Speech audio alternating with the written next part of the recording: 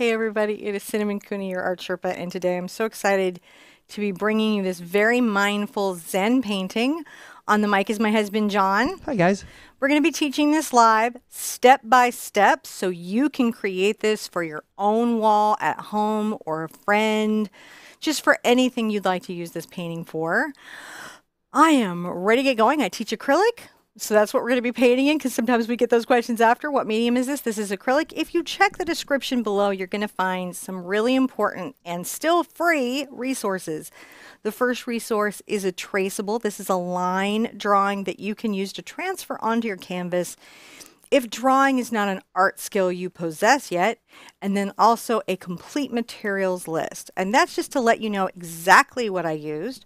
If you're trying to get that exact result at home, I'm so ready to paint today. Oh my gosh, so many people here are ready to paint. This is really, everyone's looking forward to this super zen, super relaxing painting today. And everyone is just loving the necklace today. Oh, thank you. For everyone who knows what this is, bonus points. I'm just so excited. John got this for me. We're a lot of Harry Potter fans. If you're looking, I think it was at Hot Topic. Yeah. Not a sponsored video. We're just telling you because you guys asked. They didn't give us anything. This is what we got. I like it so far. I just had it though. So, so today I want you guys to know we're kind of focusing on a couple of things. You guys asked me a lot of question about green. Yes, green. How do you paint green on green? Feels overwhelming, doesn't it? This tree is far away. This tree is close. I paint them both green. They look like one weird, blobby, odd tree. So we're going to talk a little bit about how that happens and fix those little issues that can happen for us as artists. And also, we are going to work a little bit on blending, and I'm going to try a different explanation to help you guys get that blend a little bit better. I'm going to keep going and going and going until I have like 20 different ways to blend acrylic paint. So everybody's blending and feeling great about the blend. Let's jump in. All right, we're ready. Okay.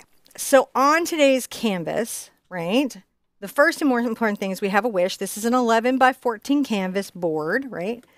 And our wish today is a complete understanding, compassionate treatment protocol for people suffering from depression and anxiety. There has been a lot of losses in our community we've been hearing about where people have lost people that they love to this terrible, terrible, debilitating illness. And so just like I want to punch cancer in the face, I want to hug depression. Just hug it and heal it and see it just evaporate into butterflies into the universe so nobody ever loses their life to this again. And try to remember to be compassionate to those who are suffering. Now, the other thing I have to say is I want to say a thank you to Little Brush Katie, because she drew this really gorgeous picture of John and I, and it just made my whole morning, and it just put a smile on her face. We printed it out and we put it up in our office, and I just want to say thank you for your beautiful gift of creativity. To the materials. So these are our colors. Today I'm going to do burnt sienna, cadmium orange, phthalo blue, green, and phthalo blue and phthalo green. This is green shade and this is blue shade. If you're painting in economy paints, they may not differentiate between shades because they'll just do one.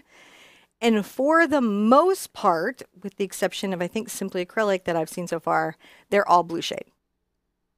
So, and you can always find that on the back. So this is blue shade, a green shade, blue shade. It's sort of funny. Cadmium yellow medium, and I have titanium white. I have assorted brushes for acrylic. And first we've got to get in a background, which is really wonderful because to get in the background, we'll get to do some really nice blending. And we have a very wonderful ombre from a super light yellow green up into kind of a deeper yellow green. And we're going to talk about the do's and don'ts that happen when we blend and why sometimes acrylic paint can be challenging to blend with. So hopefully some of you guys are going to be like, oh, that's what I needed to hear today. And be like, thank you so much. That was exactly it. I'm going to put out my phthalo green right now. And I'm going to put out my cad yellow. You could use Hansa yellow. There are other yellows that you can use for sure. I really like this yellow. It's a very warm yellow, which means it's a little bit too, instead of having like a green to it, it's got a little red to it. It's a little orangey. It's interesting little deal there. And then I've got a nice white here. I'm going to need some of that. A lot of that, actually. And I'm finishing off the tube, guys. So bear with me while I squeeze this guy out and say, it's been wonderful knowing you. Thank you for being my partner in my painting. And I keep that for other art projects later when I want to glue tubes of paint to stuff. Because that happens for me all the time. I'm going to get a nice soft brush out. A couple nice soft brushes for my blending process. So the first thing that I want to look at is getting that ombre.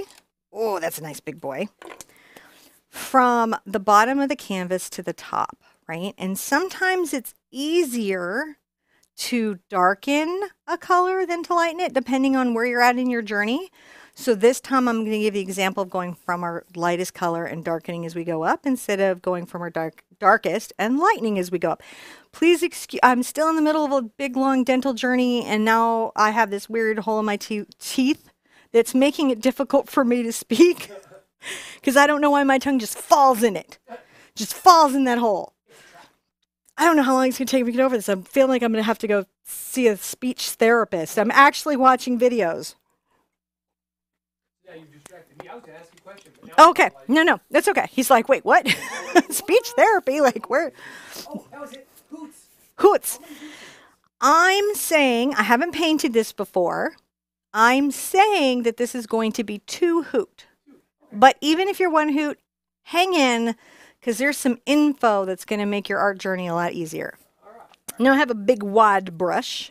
This is a big boy. This is my number 30 Art Sherpa Bright. It's a big boy. And I liked having one of these in the collection because I was like, I need a big brush to do big canvases.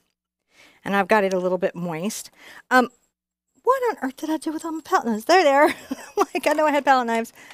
I'm going to do a quick palette knife mixture so that I can get this and then add white as I go up. This is a diamond head palette knife. You could do this with brushes, but this helps me conserve paint.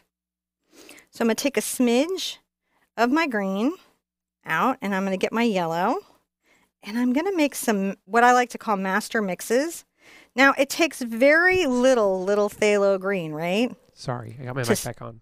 Huh? I turned my mic back on, sorry. Did you do that again? I did that again. It's just like from the thing. I sneezed. It takes very little green, as you can see, to tint or tone my yellow, right? Look at that. Very little to impact it. So much less of this to impact this. And by pulling this out, I'm going to actually save myself money and time in the long run. See how we did there? Yeah. I'm going to wipe off my palette knife, put it to the side. I've got to clean all these things later. I need a major day at the brush spa. So this has got a nice little bit of moisture, but not too much. You can see how wet my hand is. I'm going to pull out a small amount of this greenish yellow that I have, right? And I'm going to add a lot of white. Look at this as I'm pulling it in. See how much white? That's a lot, isn't it? Now, if you want to slow down the drying time of your paint, this is my secret sauce, which I always leave open, and so therefore it is plugged. Golden should have my picture up in all the art stores. Don't sell this woman any of her awesome products. She won't close the caps. Wanted cap leader on her. They're not at all like that. They're the sweetest people on earth. I am just teasing. They would never, ever do that. They would never stop an artist from getting their artist supplies. And I'm going to just take this color back and forth about 1/3 of the way up. I'm going to get a little more white in there even, and a little glaze. The glaze just prevents my paint from drying overly fast and making it so I couldn't possibly blend if I needed to as I go up. I'm going to want to just take this up to almost like, we'll say right here. It's just below the halfway mark here before I start to change some things up. I'm going to get a little more of my green as I'm going into that. So there's just a subtle shift here, but I still want it to be quite a light value. So what's happening to you guys in your green blending is that you're having a value issue more than a color issue. Value is how light or dark something is. Okay, so we're still wet here. I've got a lot of pigment on the brush. I'm going to make sure that's offloaded. I may even wipe into a towel if I need to. Now, I want to darken the color as I go up, and I want it to be a subtle shift. And what I'm going to do is I'm going to get a little more of this green here. See how it's a little more green? Yeah. I'm going to make sure I got my glazing liquid into it. And a couple of things I'm going to pay attention to. This shade is a little light, darker than this shade, isn't it? They're close. A little bit. Little bit. So there's not a huge difference in the shades, not like a crazy difference, and they're both still wet. If I tried to blend like this right here, it would not work. I want to blend in the direction of the seam. I've got a seam here, and I'm going to want to blend it right at that seam. See how I'm doing? Oh, yeah. Look at that seam go away. I'm going right over it, and it just vanishes, doesn't it? Now, if this paint or this paint were dry, I couldn't make that blend. So it is absolutely essential that to get that soft ombre blend, that these two zones, let's see how that looks on the big canvas, right? It's super, super essential that these two are wet to get that effect. There we go. And I'm just making sure in the direction I'm coming up. Now I've got the same thing here. I've got to make sure that as I'm coming up and getting a richer, darker color that I'm going to be working with is my underpainting, that my seams, I'm brushing in the direction of my seam. My pressure is pretty firm. I'm mixing the paint on the canvas as I'm going back and forth. I'm not letting it dry on me, which is why I'm scooting along. Now, I might get a little of this green that's right here, see this? Into the mix, darkening it a smidge. This pre-mixture gave me a lot of control over my experience. Look at that beautiful blend this time. Look at that. See how we're doing? Now, there was an interesting question here about the cad orange. Yes. If you didn't have cad orange, could you mix it up using cad yellow and red? If you have cad red light and cad yellow medium, you can get a pretty darn close color. That's what I normally use if I don't have my orange on me. But that orange. But cad red, if you had cad red light and cad yellow medium, yes. Cad red medium has a little too much blue in it, and so it gives you kind of like a muddy orange. Not really muddy, but it's just not as saturated and light. Not a super fiery orange. And the thing about our greens is they tend to get too dark, don't they? Yeah. So what I'm not going to be using in my greens to lighten them often as I come up this color using my glaze is white. I will, but not very much, because what happens when you put white into red or green? Either one, same thing happens to both. John's like, I didn't know I was being quizzed today. But actually, he forgets he's allowed to read your answers. Totally allowed to read your answers. So now I have this beautiful basis that the whole painting is going to be created on. This wonderful range from quite light, right, to quite dark. If I have to lighten a little bit here or do anything for space or fog or atmosphere, I've got that because I have this basis already worked out. I'm going to rinse out. All right, rinse, rinse, rinse, rinse, pressing real hard to get all the paint out. If you're very, very unfamiliar with painting, here's your handle, here's your ferrule, this is the heel of your brush, this is the toe. Most of the painting will happen at the toe. Most of the damage to your brush that shortens its life happens at the heel. Those are the parts to pay attention to, right?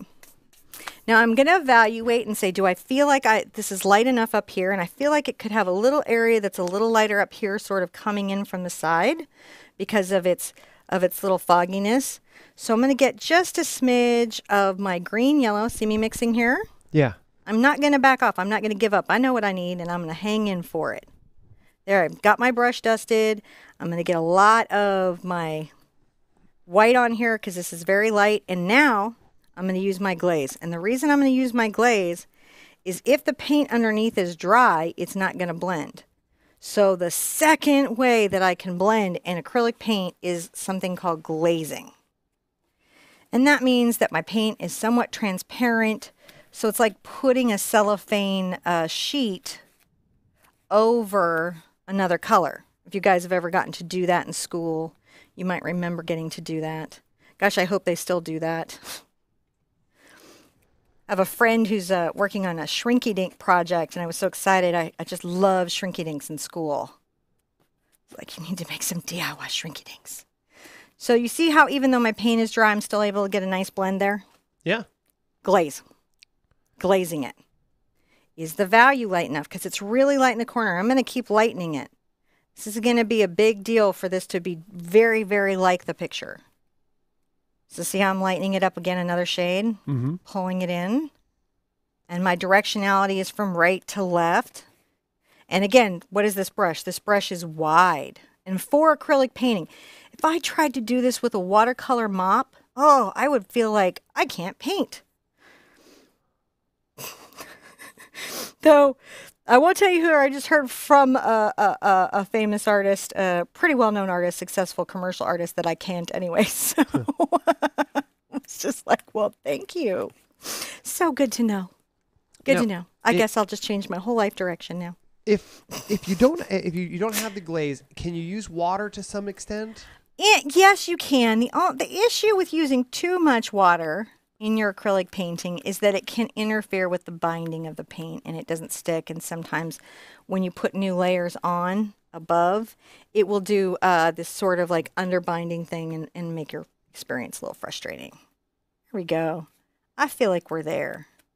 I'm really happy with this. So I'm going to call this satisfying. I don't know, somewhere in that whole painting thing, there seems to be an as above is below. Oh, did somebody call that one out? No, I just made me think of it when you were describing that. Oh, I was about to be like, oh, somebody, evoked Chibanja or something. I have friends in South America, so. I remember all that. Yeah. There's some balance. There's definitely some zen to the painting of finding that centered place in it. There really is, isn't there? Yeah. All right, I'm going to look at this for a second. You take in yours.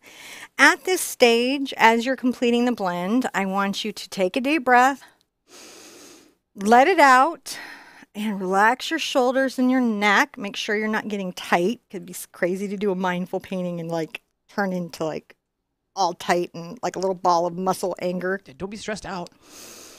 And just let it go and really look at it. And so I'm looking and I'm evaluating. You should be looking and evaluating. And I can see that above my rocks and in this space here, it's going to need another little light area, but I'm going to leave it as it is and add it after I get some objects in.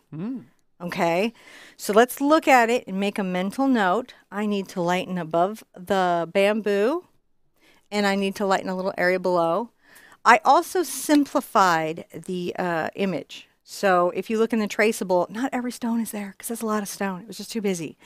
And so I kept the elements that I thought were beautiful and structurally important to the painting and kind of let go of the stuff that felt noisy to me. And that is an okay thing to do. If you're like, I really hate 3 stones, you could have 2 stones if you felt like 2 was better. 2, yeah. Yeah. You're not married to whatever your reference is. Could you have 4 stones? Or maybe you have as 5? Many stones as helps you feel centered and happy and peaceful in relationship to your painting. So we could just be free about unfettered with our stone selection. Be a happy little stonemason. All right. I'm going to blow dry this. Okay. So yeah, keep in mind when you're drying your canvases at home and you're using like a hair dryer or something, make sure you use it on the lowest heat settings. That way you're not going to add any heat or shrinkage to that because heat really isn't great for acrylic paint. It's just the air moving over the top of it that really helps speed up that curing process because it's just speeding up a chemical reaction. Sorry, I have a little bit of a head cold there today, guys. I'm still shaking it off, but oh my gosh, there's so many of you over here. I just looked over and saw such a full room of people. It's been really nice chatting with you guys. Do take your pictures, save them up there, share them on theartsherpa.com. You can find a link to that in the description below.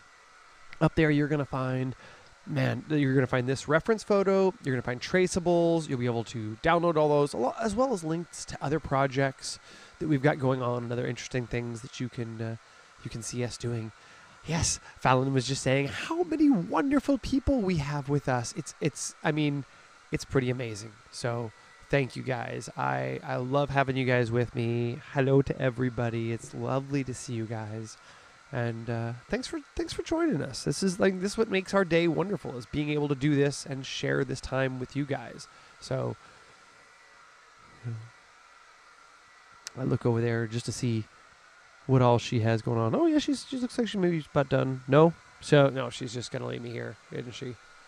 So, what else should I tell you about? We have upcoming videos which are on the calendar, and I think you can see them if you look in the upcoming events here on YouTube. You can see those listed there.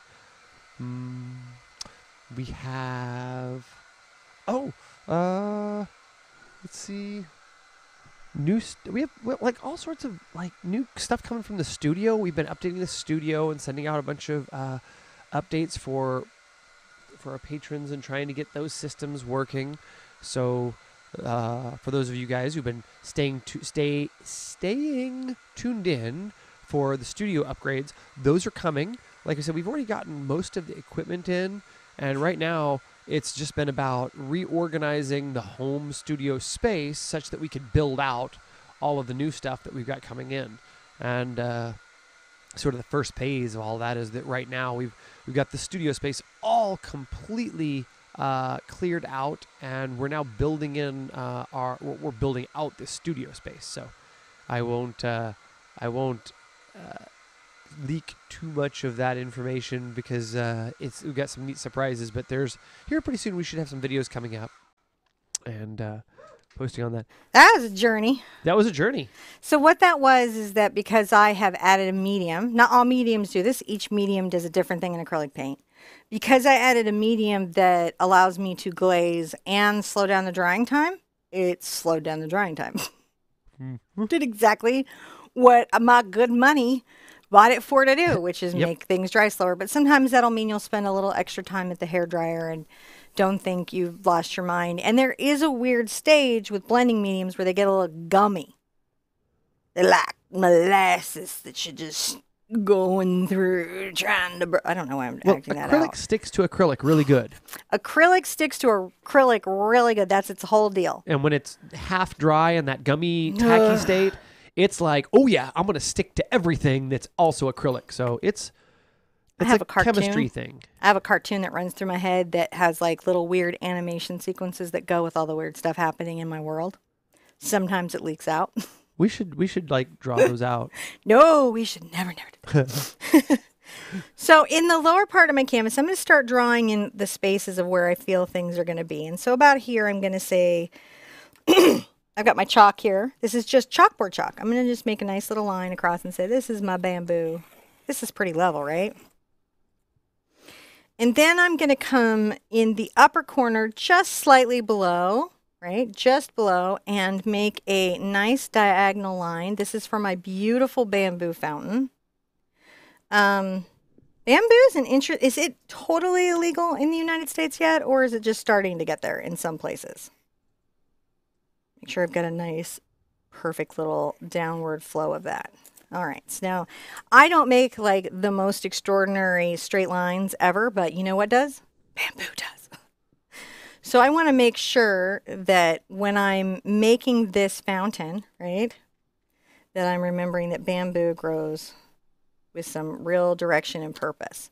So it'd be interesting to find out, is bamboo still legal in your area? Bamboo almost ruined my mom's relationship to all of her neighbors here in Texas. In Texas, things aren't generally illegal. Like, you're just allowed to have a big, giant, meat-eating tiger in the backyard if you feel like it. And they don't do anything about that till your tiger eats somebody. And even then, it's kind of like, should have run from the tiger. So, but my mom planted bamboo in it. Yeah, we forget bamboo is a really big grass that's very aggressive, and it it grows very, very good in Texas. As nice as it is next to your pool, as my mom learned, it is not nice growing in your neighbor's yard, who is now committed to, I think it's now 25 years of constant bamboo battle. Like, stuff grows so fast. You know, they want to like them, but it's pretty tough. I'm going to make a crazy ellipse right here. So notice how I made this line longer than this line? I'm going to use that to help me create the cut angle to my bamboo. See how I did that there? Because I'm like, that's not my jam, but I can use this to make it my jam. So now I've got my cut angle. I've got my nice little bamboo stick here. And below that, I'm going to thicken that up maybe a little bit. Say, all right, this little bamboo stick. I'm not going to do the second bamboo rod. Not doing it. Not doing it this juncture. I'm going to just put this here. And all right, that looks pretty good. I'm just making sure the placement of where I'm putting things, if I'm freehanding this in, is fairly how I want it to be. I'm going to then say, make a stacked set of stones over here. And see, like already, if I feel like I need to move anything, I can totally do that. I'm just making stones. One is going to be biggest at the bottom. We're going to say that somebody came by and very mindfully placed 3 wonderful little stones. And I'm going to make this stone a little bit bigger. See how it's kind of an egg shape? And this guy's going to be a little bit bigger and fatter, and then his friends can be like, look, there we go. I like that set of stacked stones quite a lot. Now, right below this, and I have just enough room for that, will be the water line space, where I kind of like the space between the bamboo and the water. I need room for... might even flip my canvas over. I want to give myself a little more room. I need room for drops. Drops. And if you're noticing some really fabulous artwork to the left of my canvas, that's my daughter Lena, who has literally been playing Art Sherpa dress up this weekend, which was sort of fun. I think that's pretty awesome. I put her at the easel and I give her paints, and then she pretends to teach art on her YouTube. Little painting, her little artwork there next to you. She loves that her brother actually got to do it, but she's feeling shy, so she likes her brother to do it because he's very confident when he does that. All right, so now we've got a nice little space for some water drops. We have space for water to run down. We know that this is 3-dimensional, and so we can see the thickness of our bamboo happening. I'm going to just show that here on the inside. And then we know we've got a little bit of water that's going to come out to down here. So let's put a little stream, gravity pulling it down. And then we know right about here we're going to have some little splashing and some stuff. And then I thought this was super fascinating to me. There's this nice candle kind of coming on off canvas that's right here floating. He's sort of a round little fellow. And I'm going to make the internal ellipse. There's a lot of ellipses. Ellipses are like a squished circle. Instead of being a nice, fat, round, centered circle, they're like squished. And that's lovely. So making one of those and saying that I'm going to have a little flame. And then just looking at the relationship of things and do I feel happy with that? I know I've got a flower here. So I've got my little flower here. I've got some bamboo shoots over here, some interesting little space like lights and yellows and different little brushy things that I'm going to talk about here very loosely. And I may not be too specific about the distant bamboo. I know that was photoshopped in, and I think like as a texture it's valid, but I'm not really loving it too much compositionally. So I'll talk about it, but not that in-depthly. Edit what? I said you're editing it. Oh, I was like, wait, were we recording? Oh no, like, I like, oh no, did something go wrong? So this is my secret weapon. If you've done a lot of green on green things with me, you know I like to use my cadmium orange.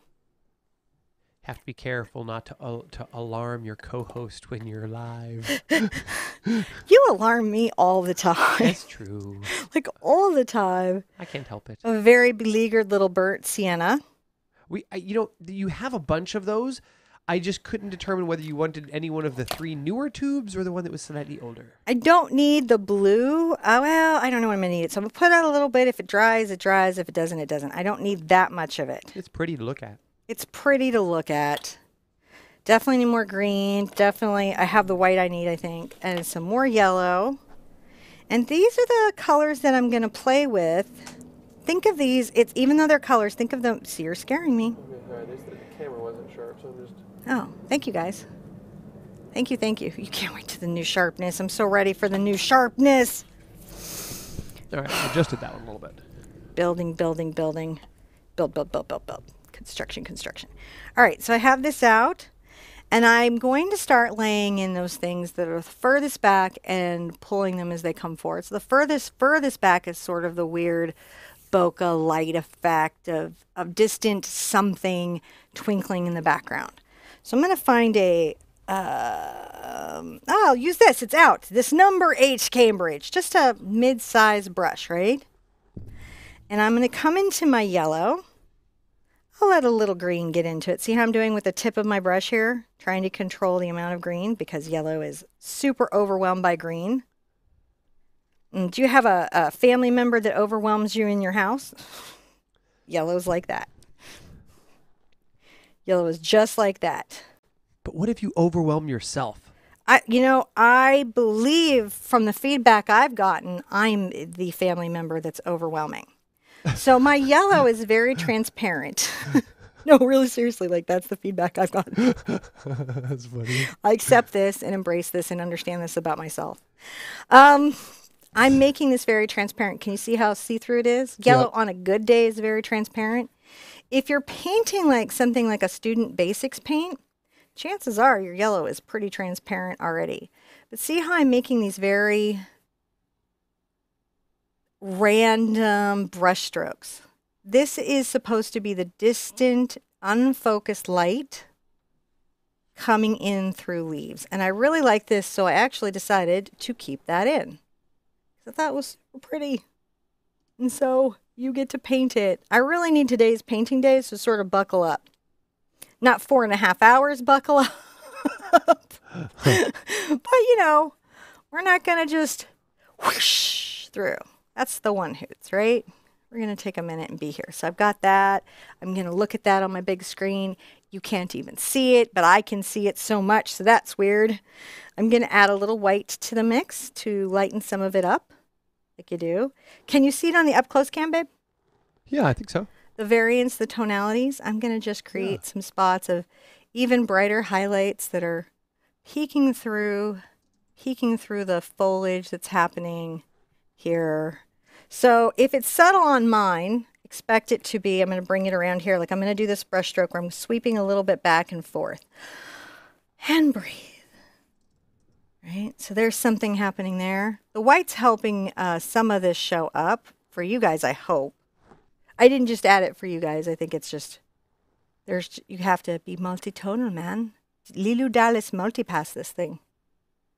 All right, so we're getting that kind of little bokeh light effect. If you've got my bokeh, little wonderful bokeh pouncers, you could do some of that in there, and we might for fun. I'm going to get right into my green, my more powerful green. See how dark that is? Yeah. All right, and we're going to get right into that. And I'm going to just add that up in this corner, pulling this down. I'm going to need to darken, come nicely and politely around my bamboo line. Mr. Bamboo. My mom's going to come back to like, you painted bamboo and got your neighbors? And mom's going to be like, stop it!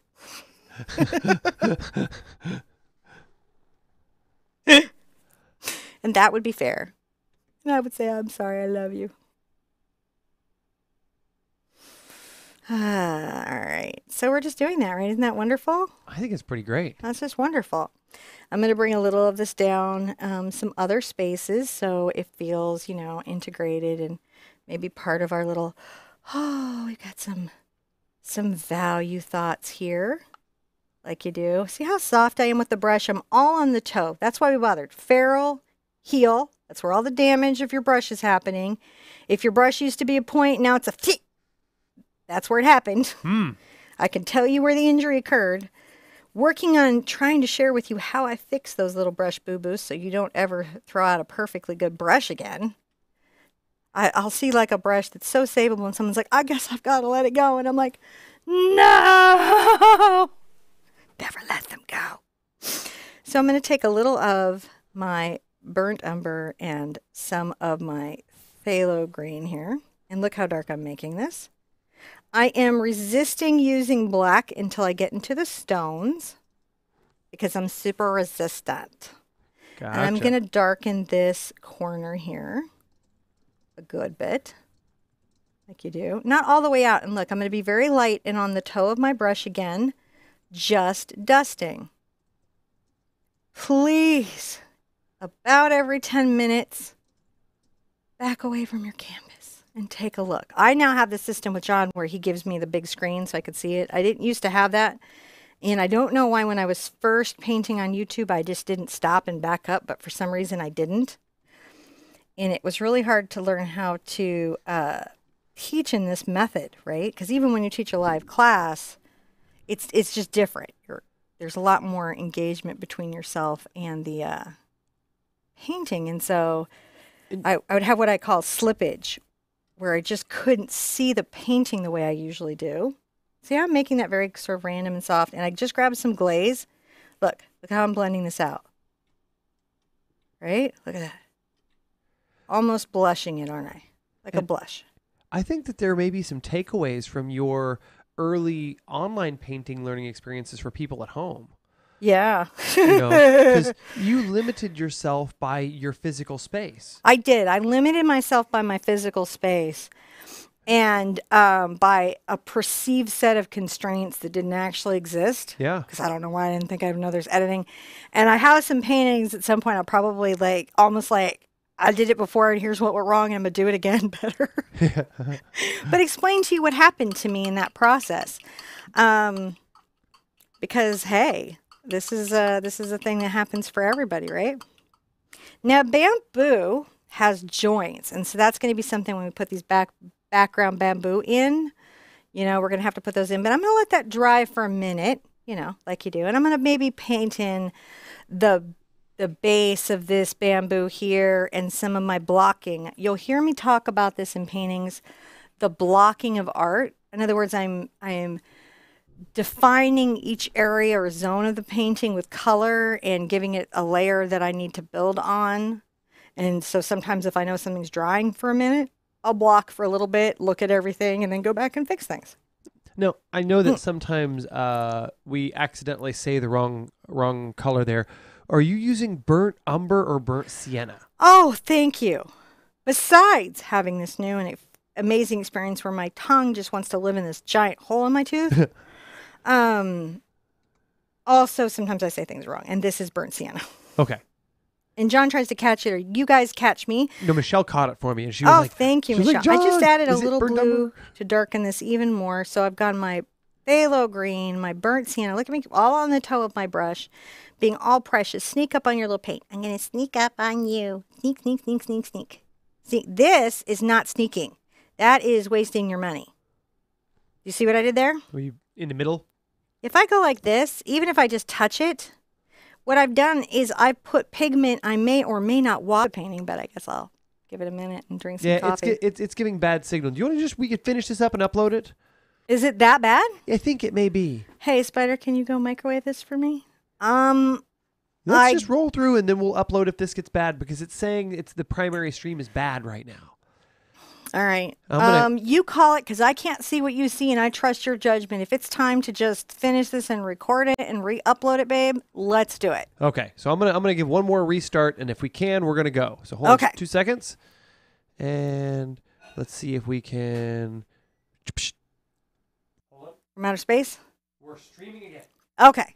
Is it gonna be all? It'll just have a little dead spot right there. Okay, thank you, buddy. I appreciate it. Okay, thank you. The replay will be okay though. You're not.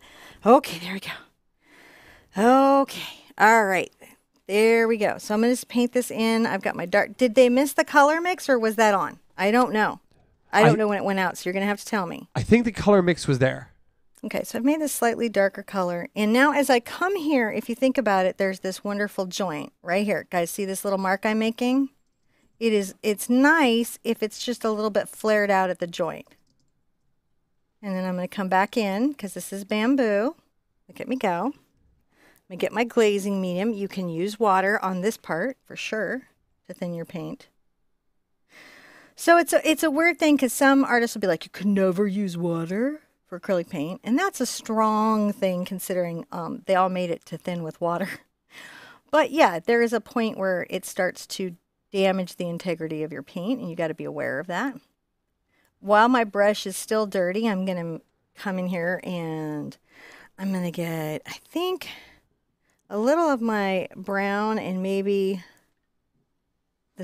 this yellow, and see it's making this sort of crazy color. I'm going to make that the interior of the bamboo, but that's going to be my darkest space. I'm going to stroke down there. There we go. There's my little bamboo oval. So how is it, babe? I think it looks great. Do we stream or not stream? I think our streams work. I think it's okay. All right. So I've got that there, and I know I need to have a dark center. So back into my dark colors here. And I'll make sure that this is darkened right here. All right, like you do. Like you do. And then maybe a little bit of into this mix again, but just a shade not quite as light as the outer ridge. And there we go. So that's sort of blocked in. That's what I mean by blocking in. See how the basic structure of the bamboo is sort of loosely sketched in with paint? Really helps me along my way. Now I can take this, all this right here, and I'm going to come along this, and I'm going to work on this part of my bamboo. So I'm going to come across here. Now I think I'm going to want to joint here, and maybe I'm going to come here on this side of my stream and make another joint. Cool? Yeah. And then we're going to just put this in. You don't have to be precious. You don't have to be worried. Look at how streaky mine is, and I'm not at all stressed. In fact, for me, it will be a feature. I'm going to make sure my brush, I'm going to dip a little bit in water. Not because I need it to thin, but because my brush was becoming stiff and unresponsive. Gotta watch for that, stiff and unresponsive brushes. So you can see how just a little bit of water improves the flow off my brush. I pull my little stroke in for my bamboo. I'm exaggerating a smidge. And I like it. I do. I like it too. And then I'm going to go again. So now I have this across. And this exaggeration helps enforce what the viewer's seeing and believing, that this is bamboo. I accidentally picked up a little bit of brown, but it's good, so I'm going to go with it. And I'm going to paint this out. That's fantastic, right? I'm going to come here, dip the tip of my bristles, just the tip. Just again, to improve the flow and the crispness of the line. Brushing back and forth, feeling pretty good about myself. I'm now making downward, see how I'm making this sort of downward brush stroke now? It's sort of also helping inform the shape of my bamboo, and I might as well catch it at this moment. All right, back to some stuff that we were doing when we started this. So this brush is pretty dirty, isn't it? I'm going to get a little of my orange involved into this. Look at that. Getting that orange involved. And I'm going to get a little green involved into that orange. That's changing some stuff right there. So my little bamboo in the distance coming up, which I'm going to have to really, really knock back, right? I have one little piece that's coming up from here. I'm going to be real light on my brush stroke. I'm going to come up a little bit. And I'm going to say, all right, here's your first joint. I know I'm going to blend this little fellow out in a second into the distance, but I just want to know where he is. And I'm very lightly going to put this one in as well. And I'm doing the same pattern that I did here. Maybe a little more green. And coming in and pulling this little bamboo-ish shape. And he can have a little friend right here. Right? That's being a little piece of bamboo. A little piece of bamboo. And his joint might be here. It's going to come down. I don't want it to be too particular, because if it is, then I've got to get really into the blend. I just grabbed some blue and the hyperrealism of it, which I don't want to do. I don't think is the right choice for this piece. I just want to make sure that I've got like a couple pieces that are coming up in the background that I can add some highlights to. Let's rinse out for a second, and we're going to enforce a couple things while these are drying. I'm going to get some yellow and just see this color right here that I had mixed earlier. I'm going to add a lot of yellow to it, even some white. I'm going to come right here because this piece was just, it's blended in the distance is why, right? And maybe this one can have a little bit of a highlight here before the joint, but it's definitely also in the distance. Its little friend that's here in the distance. I'll add a little orange to that, and I'm going to come up right here. I'll have to put some of my rock back to this joint and then up. See how we have the joint right here? And there we go, coming up. You may want to get back into your light color that you had the white in. Are we okay, guys? Are we doing all right? Oh, yeah. Okay, and then we're going to pull that down on this one. See how we're just almost loosely sketching these in? Pulling these up. And I think I'm going to just make another little very distant, soft implied one there, but just very loosely that I'm going to cover up with a bunch of leaves. I don't want a lot happening there. I'm going to talk about these two. The rest will be sort of leafy.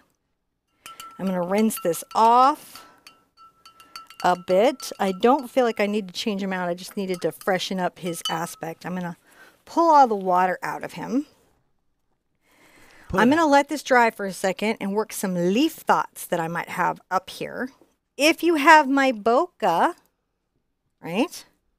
If you have my bokeh sponges, these are the ones that have the little hole in the back and they're concave. You don't have to do this. This is optional. Everything is always optional. I'm going to get some yellow. And notice how I press and twist down.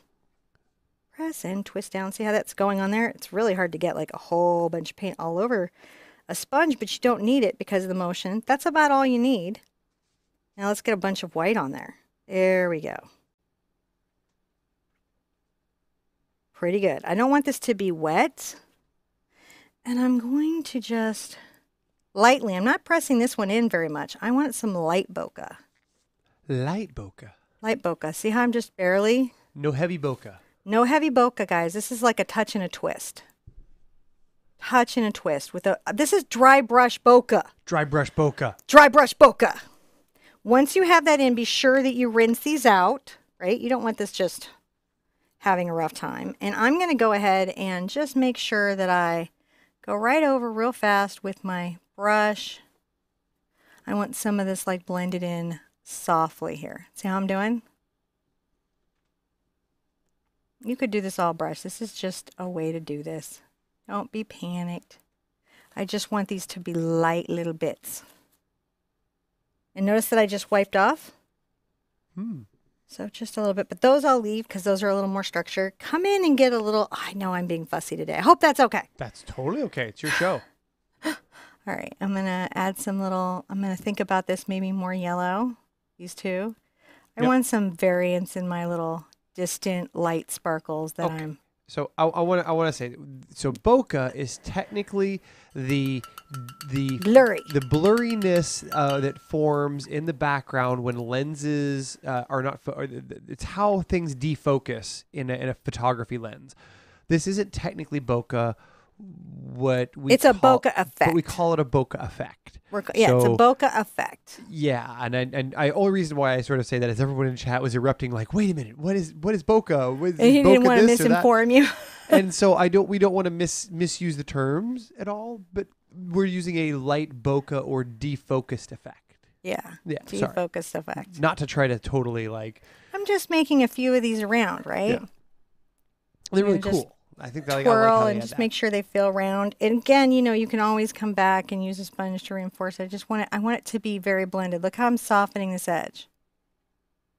So I like usually with my pouncers, we really do these defined circles that are super focused and defined, but this time I want them to be here, but not as in focus, if that makes sense. Yeah, they make sort of this interesting, ooh, there's something out there that I can't quite make out. That is exactly what we're going for.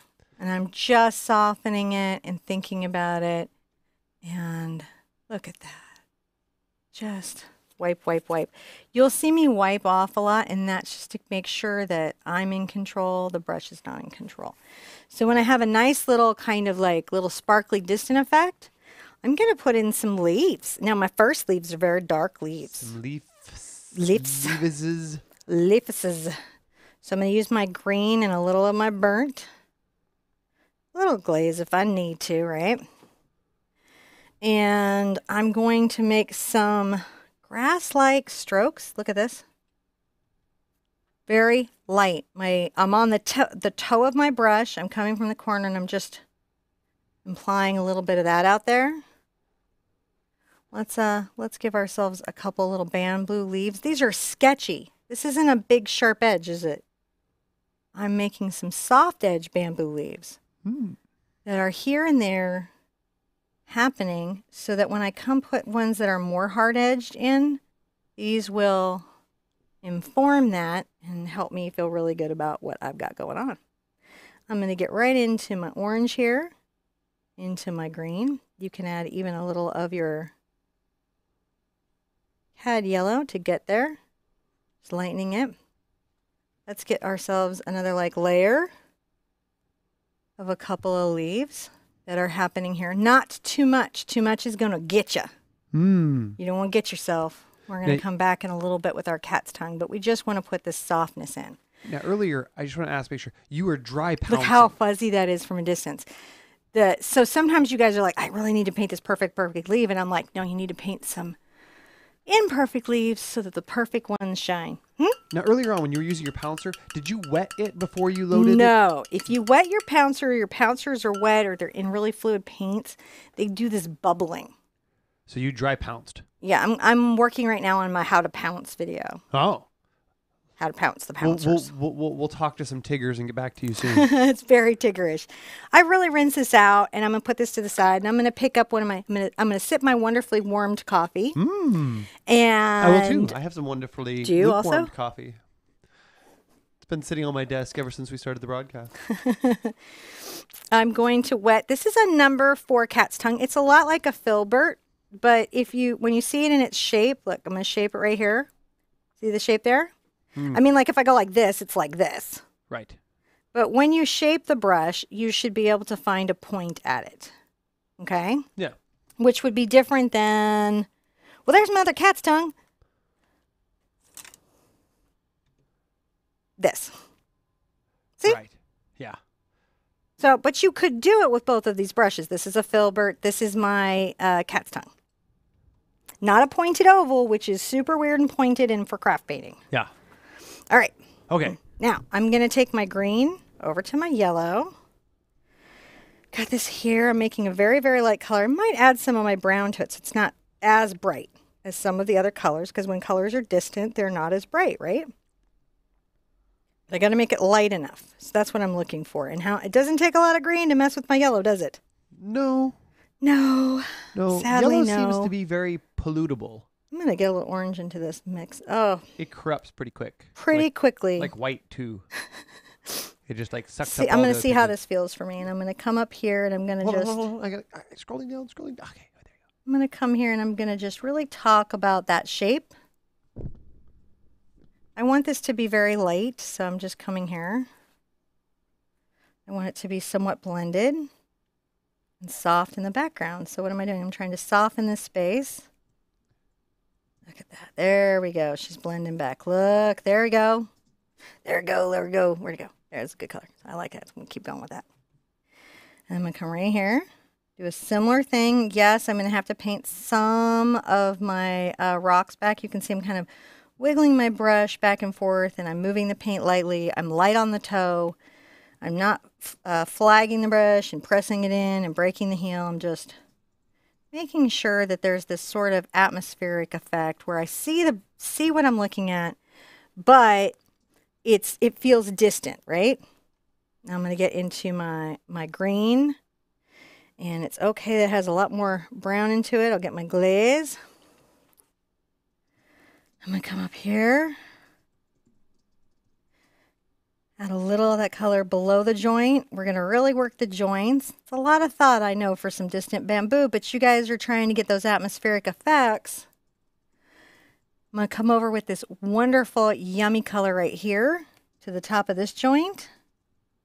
All right, here we are. We doing good, babe? Very good. All right.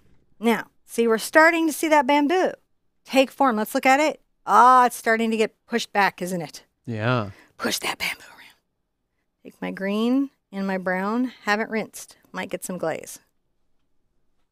Go ahead and come to this joint here. Make a little definition of that joint. And I'm going to darken the space a little bit between these two. Look at me darkening. I'm going to come up here above that joint. I'm going to darken this space here too, because this should be dark between these two. Come to the edge. I'm just creating shape and form, right? Back into this dark green-brown mixture across our joint. Right. Might even get some of my blue into that to really darken it. We're chromatic at this point. Darkening that space right there. Can you see it darken? If you're having trouble with the flow, add a little touch of water.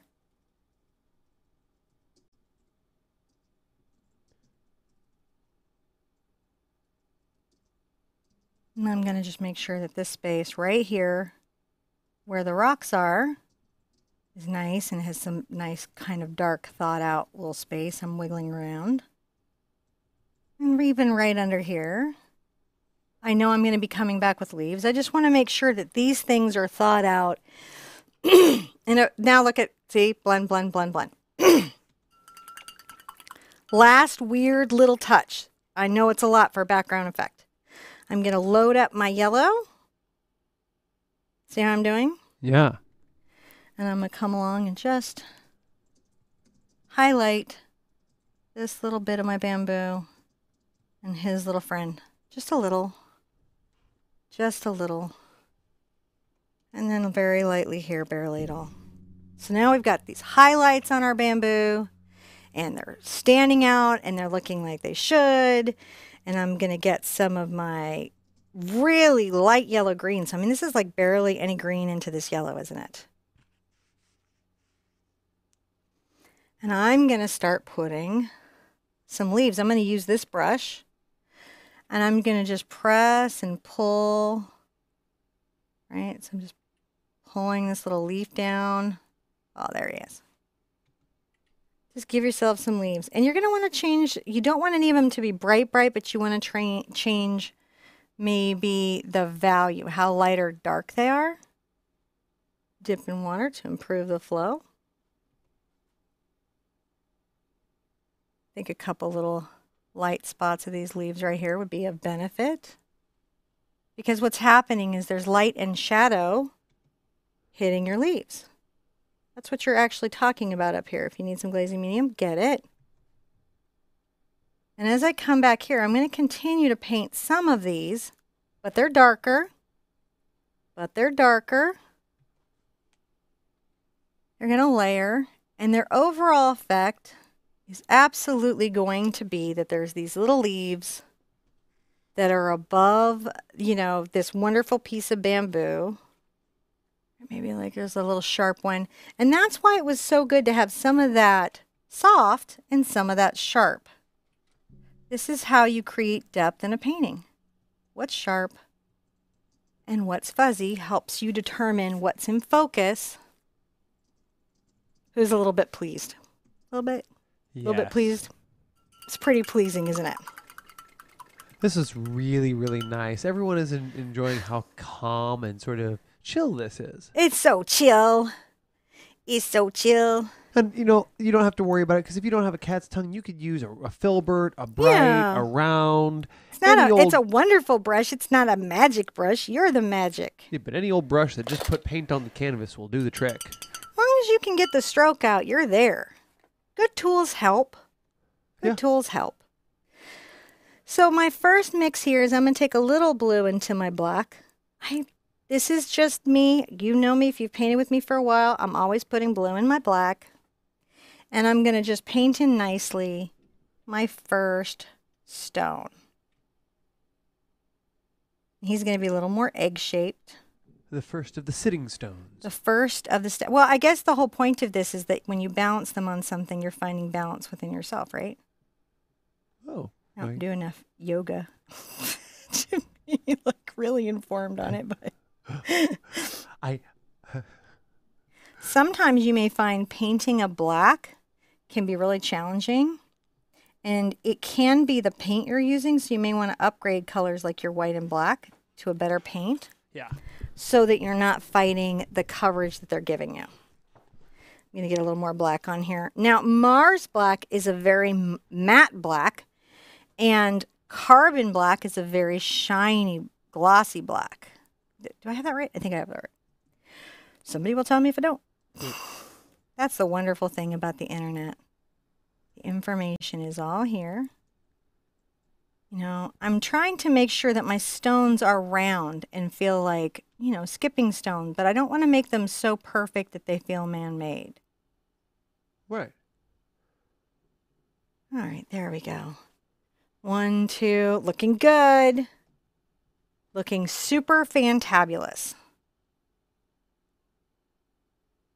Creating a nice big stone right here that this person balanced right on this one lovely piece of bamboo.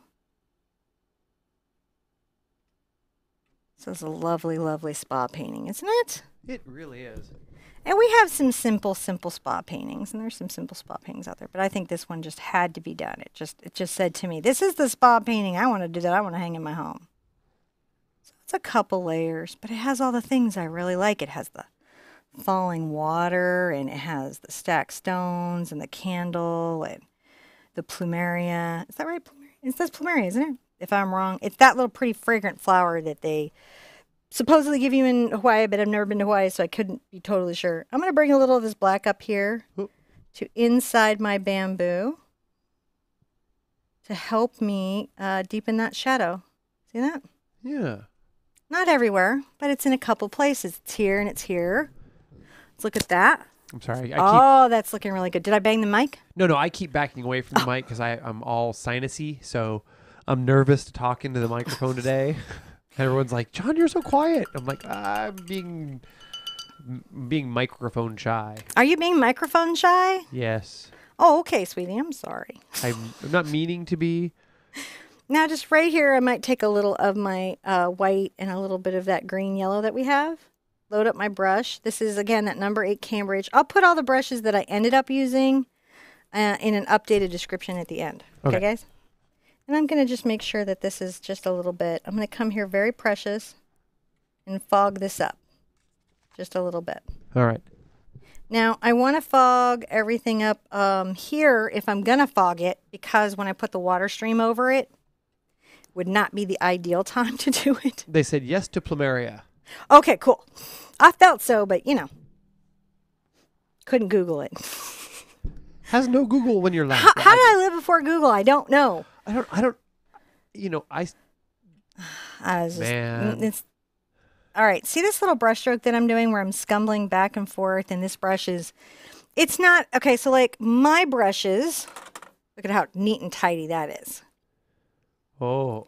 But this is very flagged, this is bristles and synthetic, and because of that, it does some things for me. Which you like. That I like, which is like what I'm doing right now. I could also use my number 8's cat's tongue, which does a very similar thing on its side. But what I'm doing is I'm trying to add the bit of this, because I can easily come back and add a little more black, but I'm just trying to make sure that behind my water here, let's add a little more white to our brush and a little more glaze. Behind our water, you know, it's got this smoky, foggy, cool effect. It's very nice. And I want that. And you want that. And see, I'm just going up and so many ways we could do this. We did some crazy stuff with Q-tips and splatter brushes yesterday. Yes. But do you see how we're lightening this up and creating this real feeling of, oh, I'm really liking that. Dude, I really like this painting. I like it too. You know what? A lot of people are thinking this would be a really nice painting to just have as decor around the house. Yeah. Well, like, you know, everything from bathrooms to like guest rooms. And there are some people who are saying like they have like spa areas that they'd like to put this in. If you have a family member, I used to do artwork through an agent for hospitals. And one of the things is nice, if you have a family member that's sick, looking in images like this where things are green and healthy, and there's running water, that can actually really help. What you look at impacts how you feel. I used to hang some really, really crazy art, and then I learned that, and I was like, that's not probably helpful for my anxiety. I love Giger, but, face huggers, not really about lowering your anxious level. Yeah. How's that go? Oh, do you see that sort of glow? Nice. I'm going to work my glow here because my other glow is such a good glow. I'm going to just come along here, and we're just going to take some time today. This is our Sunday stroll. Sunday painting today. We did such an easy one yesterday. We're going to do a nice Sunday stroll today. If that makes sense. It is. It's very nice. All right. So we have that there. We do want to make sure that under this, we've got a little of this dusted here so that they don't seem unconnected. This atmosphere and that atmosphere, because that would be weird. Like the bamboo divided the universe. Yeah. Would be very strange. I'm going to rinse this out. I'm going to paint in my wonderful little bamboo here. I wish I had my mister because I think my paint is drying out. But that's okay. That is okay. I have more of it. So no worries. I'm going to get a little of my burnt umber and my burnt sienna.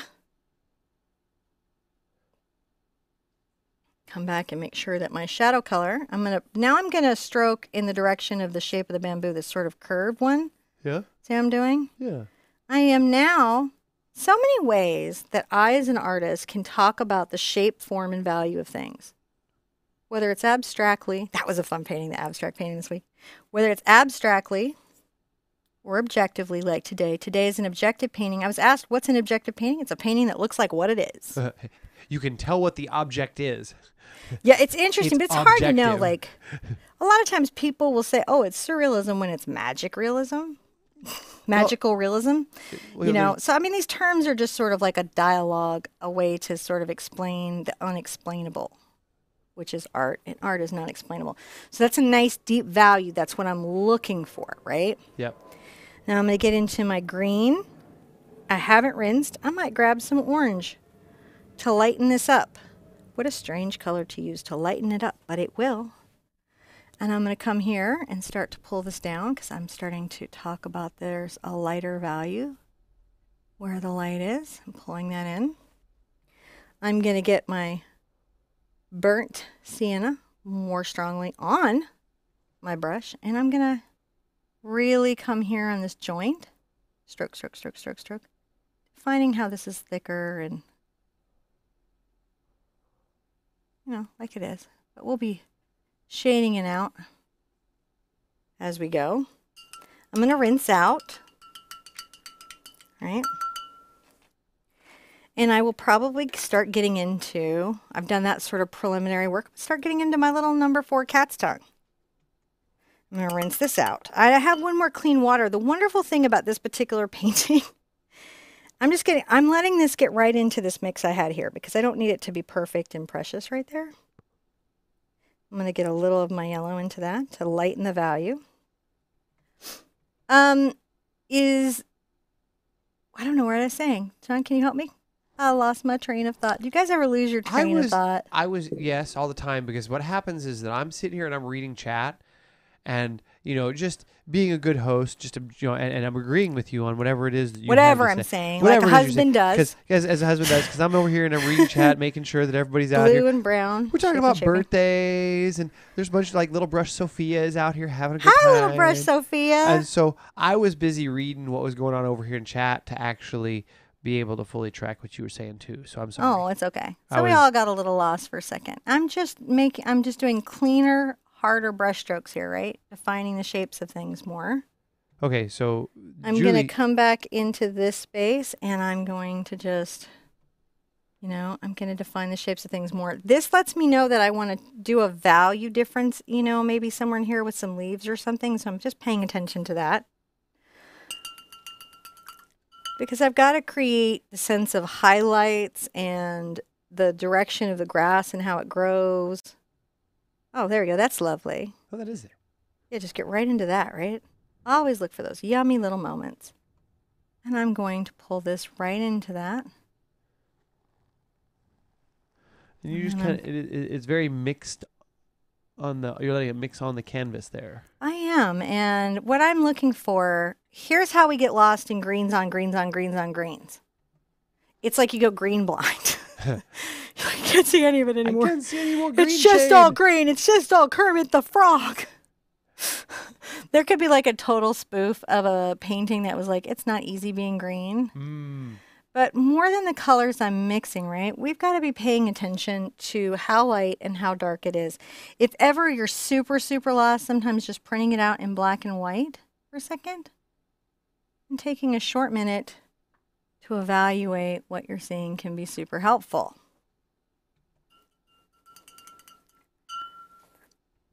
Now, I know I like this green and a little bit of orange. So I'm doing that green and a little bit of orange. Creates an interesting little range of color.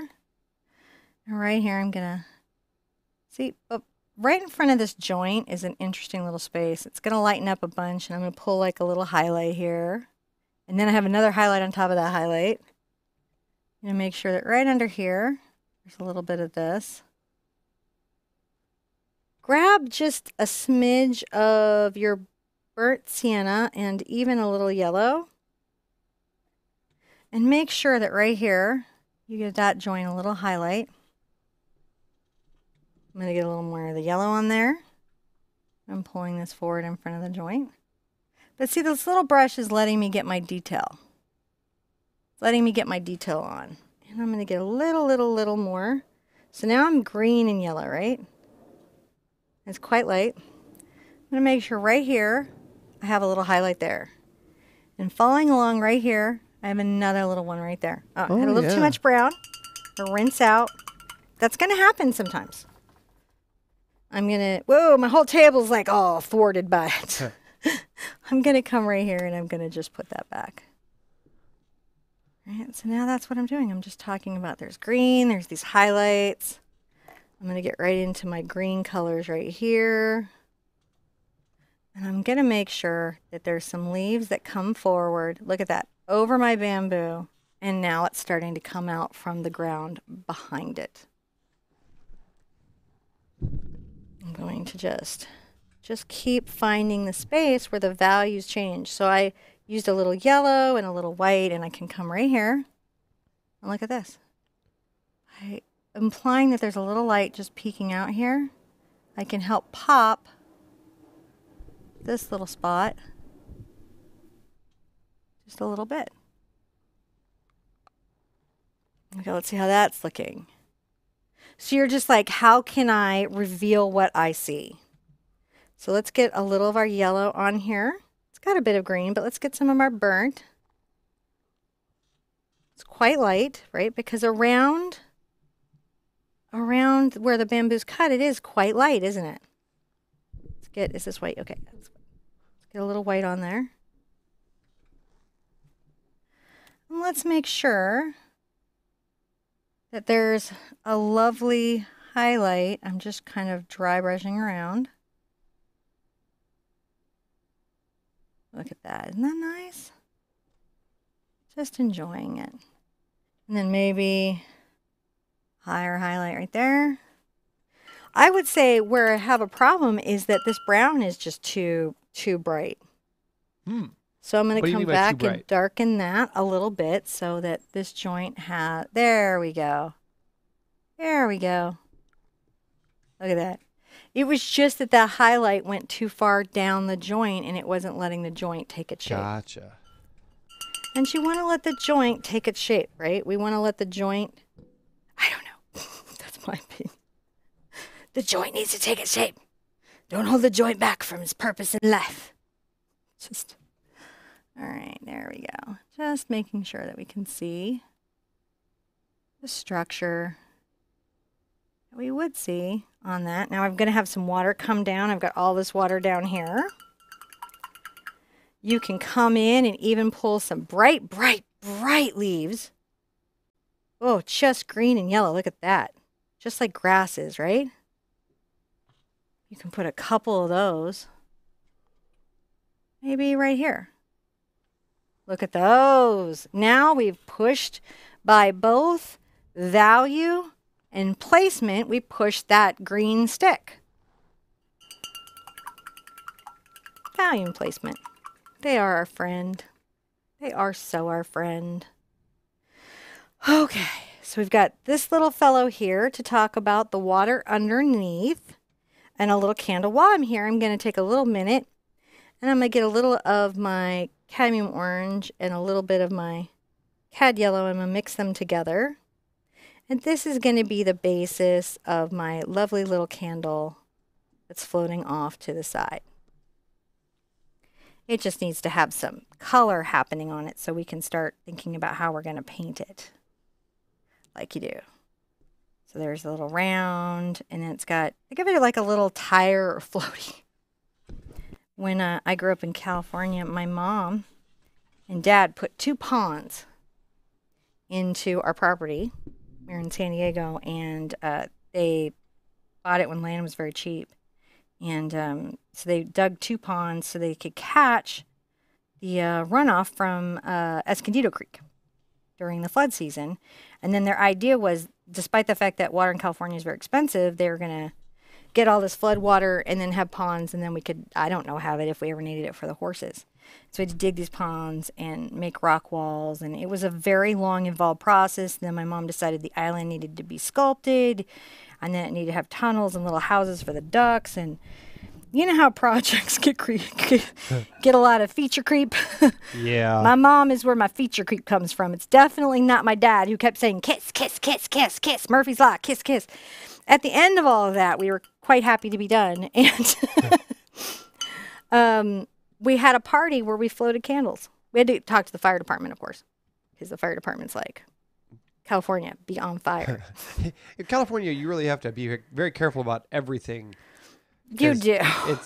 Well, I mean, everything is flammable and Everything. protected, and there's not enough of it. There's not enough of it. It's all flammable and very dry. Your neighbors do not like it if you mess with them. Yeah, no, it's a whole thing. Everything there is very expensive. Everything's there. And when we were there, you had to live there for a while before people would talk to you. Kind of like, being somewhere very rural, it's a lot like that too. So I'm just darkening this. Can you guys see I'm darkening and sharpening this value? Because this object's pretty close to our eye, isn't it? Yeah. This object's super close to our eye. So I want to make sure that I've got some, dark representation here. I've got a little joint here, so we'll grab a little brown while we're going through. No reason not to. Talk about that a little bit. I've got to come forward here. Again, enjoy the sharpness of that line being close, right? How is our own Zen painting coming? I think it's almost time to take a breath. Almost. Almost time to take a breath. Now, here, I'm going to get a little more yellow into my mix, and I'm going to get some more white. And I'm going to just, as I come up, I'm going to lighten that. See that lighten? This is very orange and a glowy, but this is very light and a creamy. These are real words. I'm making them up. I would not be, it was so funny. Some sweet person was like, I'm working on my English watching you. And I'm like, oh no, because I have the worst language skills. I have a friend. She's got a really great channel. Trust her, don't trust me. Okay, so see, we've just created a little form to that bamboo, just a little bit. We're talking about it. Get back into my dark color as I move along, trucking along, making headway. Right? Making headway. Talking about our little bamboo joints. If we have problems with our edges, with our flow, we add water and we come back, use the toe of our brush. The paint should come off very easily onto the canvas. Get a little bit of our lighter colors. We add a little white to it as we go because it's lighter. Oh, there we go. That one's nice. Okay, so see how we're doing? Oh, this is just something different than we've gotten to do on YouTube, right? Something different than you've gotten to paint. And all green on green on green on green. And yet here we are painting all these greens and holding our own. I'm going to add this little highlight right there. Look at that. Look at that. Let's see how that, oh, look at that little highlight there, Looking giving that so shape. good. And then while I'm at it, I'm going to add a little yellow and white to my brush, but I haven't rinsed it. See what I'm doing? Yeah. Little yellow, little white. And then come right here to the edge and just make sure that I show that these edges are quite light. I can put a little bit, it's really got to be orange back here. It's really got to be. But I'm making some progress. Let's give ourselves some brown. Talk a little bit about this more. So we have these nice joints. If you've lost some of your clean, green, yellow, you can always go back with your master color if you have any left. And if you've lost your master color, you can always make it again, because at this point you're kind of amazing at mixing green, aren't you? You've got to be like, I'm so good at mixing green. I'm so good. I'm going to just clean this little line up if it got too loose, too feathery, because this is up close. This we can see it so well. So I definitely want to, be able to see this. Decided if I want to do drips or not. I'm going to start to get into this orange that I have. I'm adding a little white. I'm going to talk a little bit about, where there could be highlights. There could definitely be a highlight here and along the edge of this candle. And then here in the ellipse, we could definitely have some of this highlighted, right? And right here, for sure. Look at that. Just a little votive floating in the water. Floating. Maybe a little more yellow. Maybe there is a little more yellow there, and we come on this side and add that. So it's not quite the darkest color that we have, but it's there. Right? As we come along, a little more yellow. Nice rounded brush strokes, thinking about those. Maybe I come over with just a little smidge. That's not a smidge, that's a smooge. Just adding a little of this darker value right here. Just here, where the candle would be touching the water. And blending that back. Could be a little bit of that there. So see how we're creating the shape of this candle as we're going? Shape.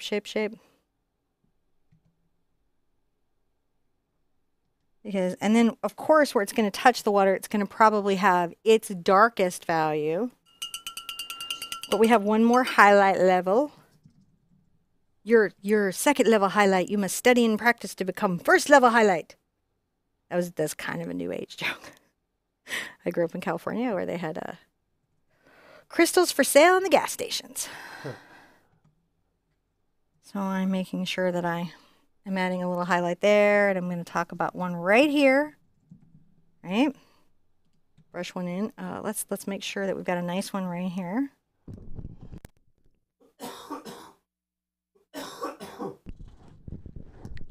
Sorry, I got It's okay. Coughing a little bit. You're doing amazingly well. John is being a trooper. He's not. He's a little under the weather, so he's being a super trooper. Sorry, I keep coughing. All right, let's see the shape. I got to see my shapes. See the shapes. Okay, so it's starting to float. It's starting to live there. That's very good. I think it's just, floaty, more livey there. So we're just got to blend this back. Woo! Taking that highlight and we're pulling this in. I'm moving a little bit at a time, just simply because I can. I have that luxury of being able to do that. And also because it's going to allow me to come in. I'm going to get just my white and really do some cool things about the way everything is. Now here behind my green, this needs to be a lot more orange. So I've got to make one of my green oranges. And so I've got my little green here. And I'm going to add my cadmium orange to it. And I'm going to start brushing right here because the candle's happening, right? That's where that glow would be. And then I'm going to get even some more orange. And I'm going to go ahead and where I know I'm going to put that flame, I'm going to add a little bit more, right? because that would have that glow there. And there's going to be a smidge of that eventually ends up on the rock. Now, I think I'm going to try this. I think her name is Chiquita here. Hi! She's saying that you can use water instead of glazing medium. We just have to be careful, right? Right. So you can thin your acrylic paint up to, for a pro paint, I think it's like 40% water, and for student paint, they say a lot of them say 30, but I think it's more like 20 or 15% because they're already very transparent. So you can also get really like some of the student paints, like the yellow in the Liquitex Basics is just like a dusting of yellow. Like it was like they showed the carrier yellow, and it just like remembers the yellow. Sorry. And then it comes back and you're like, that's kind of yellow. Huh. You know. Okay. So feelings, apparently I have them. But it's true. That's about how it works. I'm going to make sure that this part of the rock really underneath it right here is quite solid. A black. See how I'm doing with just the pure black? Because that's the little shadow of it. And then here, I'm going to bring some black again down at the bottom. We'll do a weird little highlight where it's picking up on the glow of the candle. And I've got to do this guy here. He is black, black, black, black, black, black, black. There we go. How are we doing? How are we doing? I'm feeling happy because I got her name right. Oh. Oh my gosh, babe, congrats. And I'm just making sure where the rocks are, touching, they should have a shadow. So I've deepened that up a bit, right? Yep. Now, I've got my black and my blue, and I like that quite a lot. I'm going to get a little of my white. When you use the blue and the black and you add your white to it, it picks up on the blue, and I like that effect. That's something I prefer. And I'm going to start by just catching the highlight on the top of that stone. This is the first of those highlights. Just being careful, painting around neatly. Now this little fellow here, he's got one right here. Softly at the center, right? Not too strong. And then again towards his little bum bum. I don't know why this end is the bum bum, but it is now. See that? See that starting to take a shape? Yeah. Taking a shape. Rock's taking shapes. Again, we're going to just come here at this outer edge and back, saying, oh, there's a little bit there. Maybe there's some right here. It's going to be tucked by the flower, but we'll see. It's looking pretty good. Rinsey, rinsey, rinse. Now, here's some fun stuff. The black and the orange. So I'm going to take a little of my black into my orange, which interestingly enough almost makes a brown, but it's very distinct, and since we're using the CAD, it's a good idea. And I'm going to put a little glow right here. Glow and glow. And just, oh my gosh, just a little kiss of a glow. Don't do too much.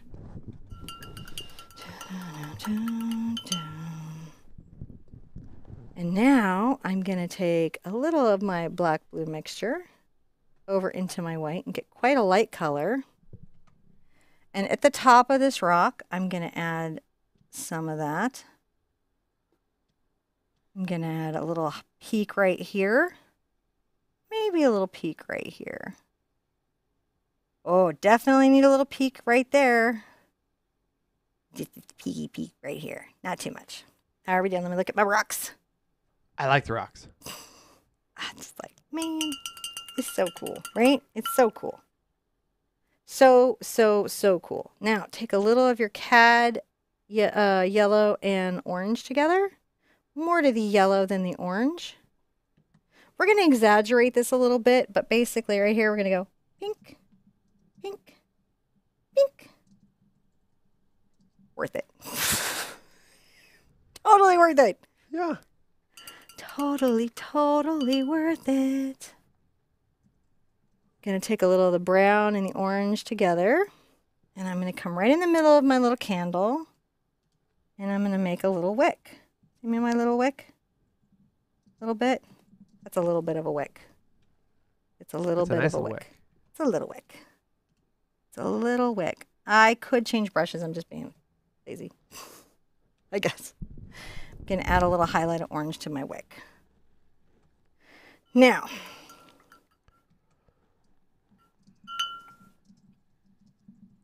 we're getting through pretty good. I know there's a lot going on here, guys. I'm going to get a little of my yellow and a lot of my white. And I'm going to do an interesting thing on my flame. I'm going to come up from the flame from this far side. And then I'm come back down. It's sort of like a cone. I don't want to paint to the wick. There needs to be almost like a force field around the wick. And that is going to have itself a little rest for a second. The energy around it. Well, yes. It's a glow with energy. It's a glow, right? Speaking of, you're going to take out a little of your yellow, and a little of your white, and a little of your glaze, like you do. And just make sure that, you know, you've got a little thought about that. Maybe even a little more CAD than that. Let's give it a little. Right? There we go. I'm going to go ahead and do that just a little bit. See how it's not touching what I've got on my flame? It's just a smidge. Now, as long as it's dry, you can do the next part. I'm going to take my white.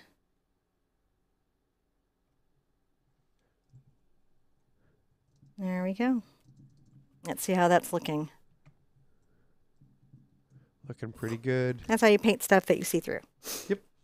Transparently. Transparency. All right. I feel like we're doing pretty good. I know we got a lot going on, but I'm loving it, and I'm really excited to be doing this. I don't know why I just fixed that because I'm a big flower in front of it. This is nice. I'm really enjoying this one. Are you loving this? I'm loving this too. Now I've got to start putting some darker little colors in my water, and I've got to then bring my little water that's pouring out. I've got to do some highlights here and a little flower, and then we're going to be done. Okay. But I wanted to, on this one, make sure that you understood that you could do all these effects in acrylic. It just takes a little bit of time. Oftentimes, you know, we're, you know, demoing like a technique or we're simplifying a thing, but you don't have to. You can really, really get into it. There's a highlight. This is just pure white. I'm going to add just a little pure white here. Smidge. There we go. Let's see how that played out. How shiny are aren't they wet now? Go figure you out. I'm going to get back into this. Is a number 30. It's so funny how brushes, like this is how brushes that are the same are not the same. They're both 30s. Short handle. Short handle can be nicer if you're sitting at a table and painting. I need to put out more green. Who is loving the green on green on green on green on green painting? You guys have been asking for that forever and ever and ever. Green on green on green on green on green. Yeah. I want to paint this whole forest. How do I do that? Green on green. So I'm going to dip my brush in a little bit of water, make sure it's not creamy. I may even get my freshest, cleanest water for this stage, just so I can see what's going on very clearly in the water.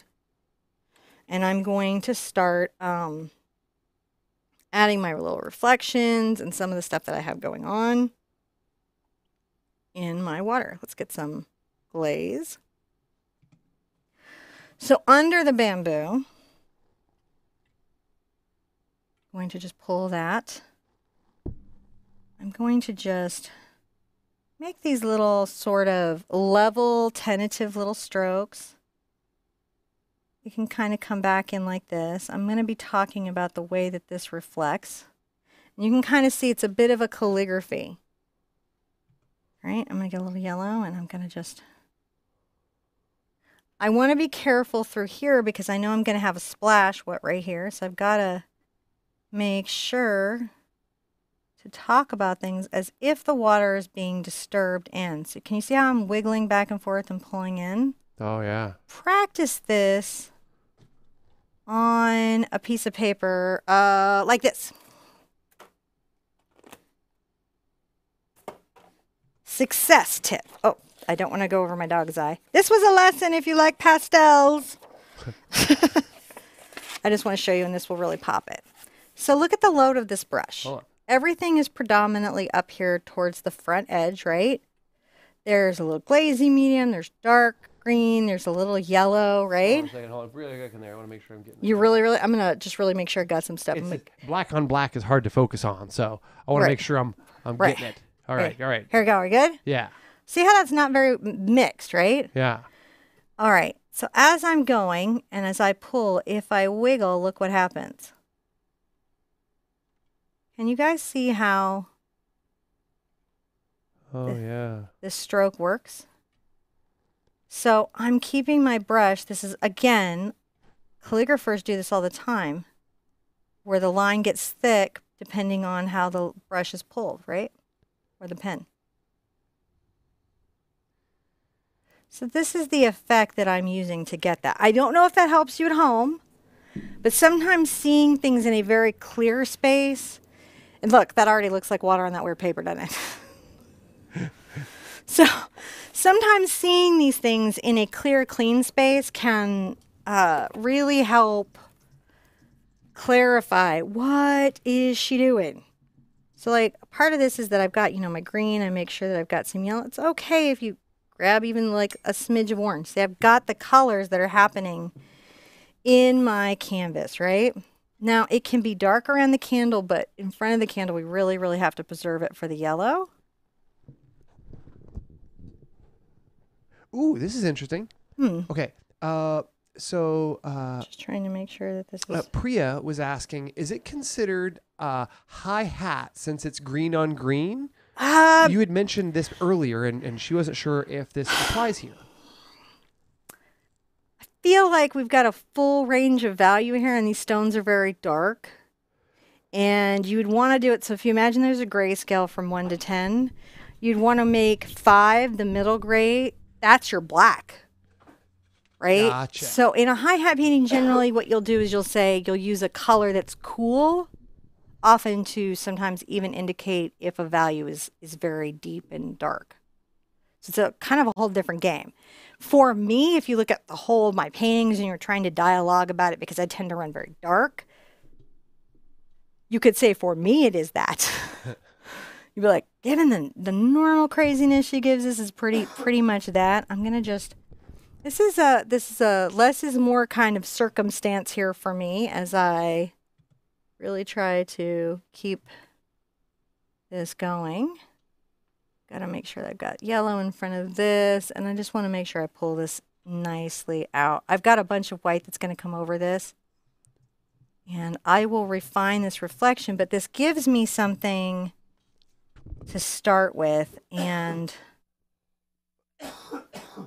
allows me to talk about these ripples in a way that feels aquatic and like things from the, let's look, see, ripply. It's all ripply. It's all ripply. Now I'm going to get out of my big brush because this is the one I needed to do that with. All right, I'm going to get into some smaller tools while I'm doing these ripples because I've got to get a lot of this in before I can get my water spout down, right? It's like, you know I'm back into my number 8 Cambridge. I'm going to get some of my brighter green that you have, maybe a smidge of the orange in it. See where we're at. No, that looks pretty good.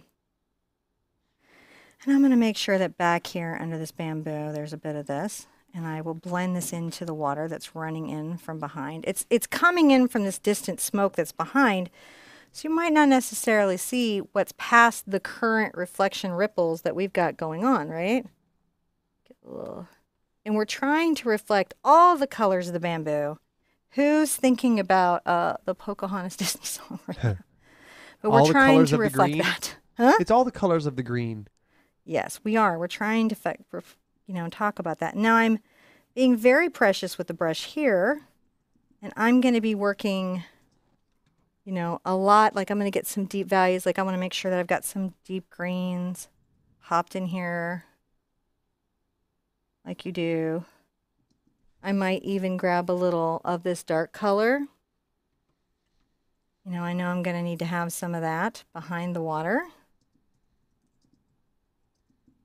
Once the water is in, I'll even get in there and get even a little bit, I'm going to get a little of my blue and black thing that I had with a bit of white. once the water is down and running, I may even come back black and blue here. Black and blue. Sorry, didn't mean to startle anybody if I did. Okay. All right, so this is a bit of a stretch. I'm going to come kind of very carefully under this, just super, super carefully, and run it into this right here. Little more color into this because it can be quite rich right here. And make sure that this space, and if I have to switch to an even more like control brush, I will. Just want to make sure that I have those dark values somehow talked about right there. And there's a little of it back here. See, I'm using the dark to like sort of just define it a little. Don't want to get too crazy. All right, now I'm going to look at it and think about it for a second. It's looking pretty good. If I put in the flower, I'm going to have to put in that white reflection, and I may want to work with my yellow reflection kind of blending into this a little more. So I might want to, you know, make sure that I've got like something like here happening. And I'm going to rinse super clean. If I use it again, so it doesn't take a lot of pigment with it, I might get into my little cat's tongue here. And we remember how we got to our candle, which was just a little of the orange and yellow, right? And some whites. So we want to make sure that that is also happening in the water, don't we? Right up to the little candle here. Look at that. See how important that is? Yeah. We're going to pull this in. We're breaking this up. We're letting these reflections be, you know, where they are. I'm going to get some of the brown. If I have to, I'll get a little of my black right here. Again, coming right under this candle. If I need water, I'm going to get it because I need to have a value here.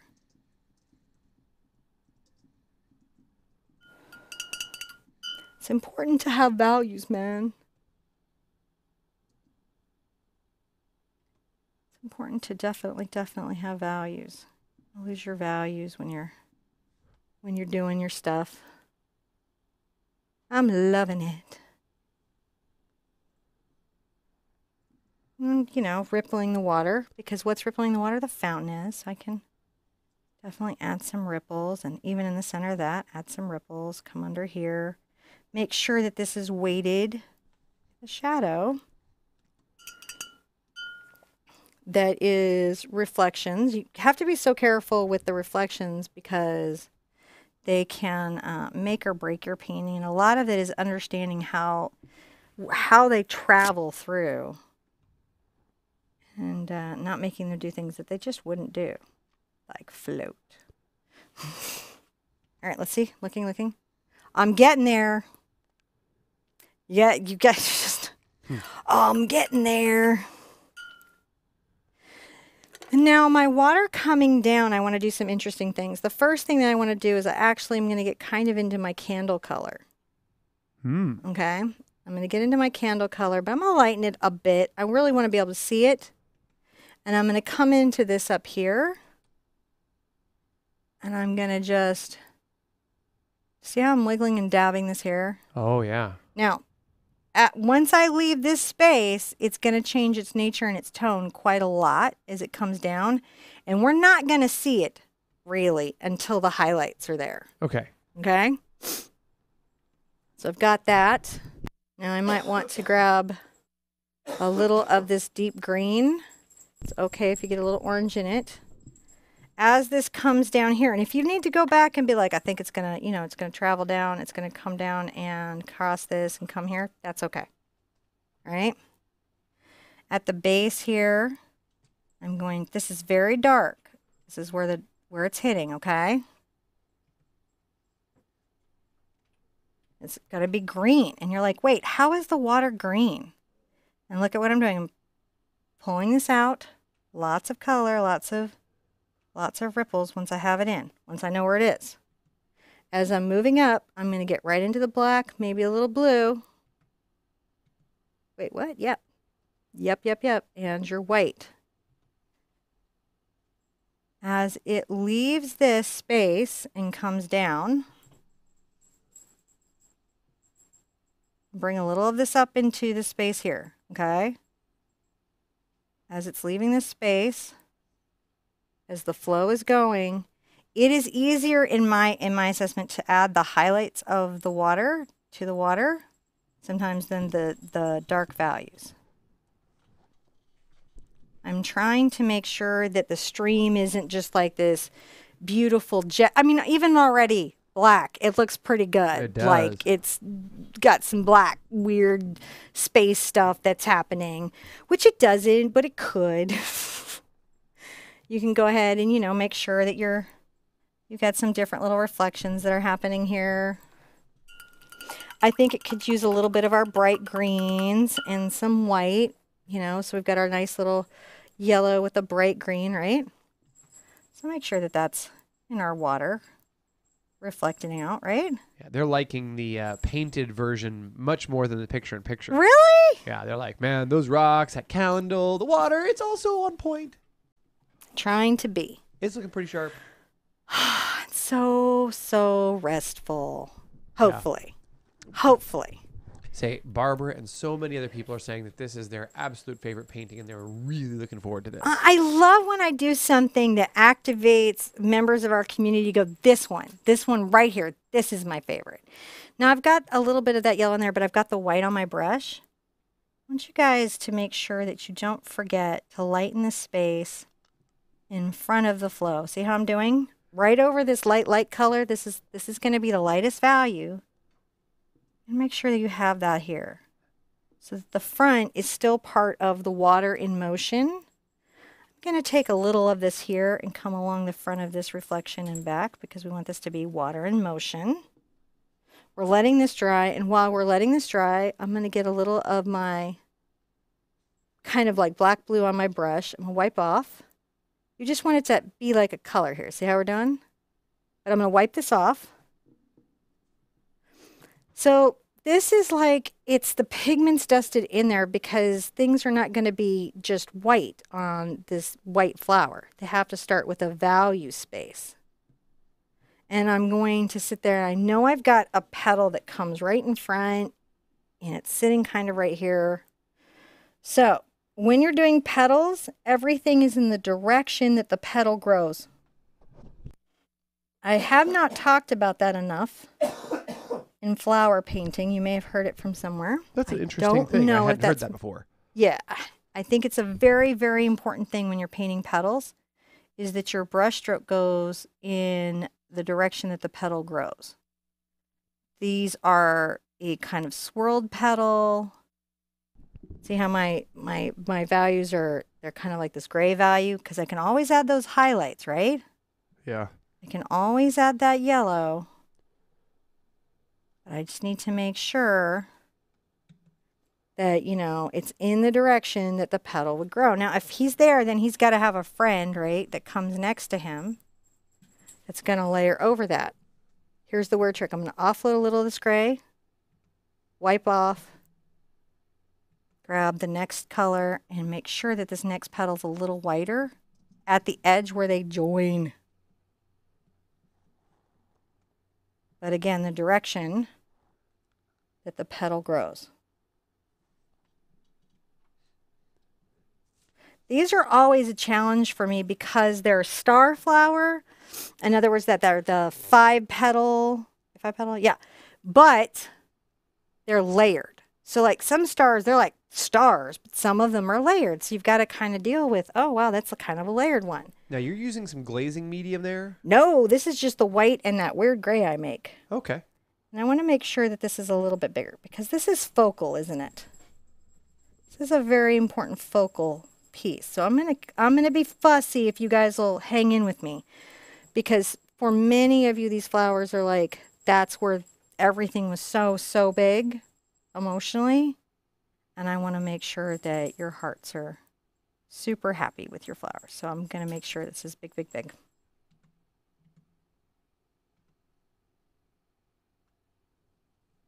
There we go. I may have to turn the canvas to not lose the balance on my wheel. We'll see how it goes. No problem. You can always sit there and say the flower needs to be this big with chalk. Oh, yes, Here's you my could chalk it in. You could be like, it's got to be about, you know, like this.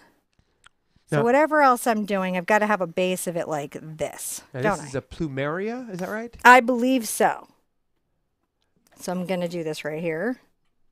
I'm going to just keep going because I can just, as long as I've got this gray, I can come through and define it pretty well. But I've got to have that space. So that gray that's very cool, isn't it? It is very cool. It's very blue-gray. Right? And the brush strokes are really making it happen for you.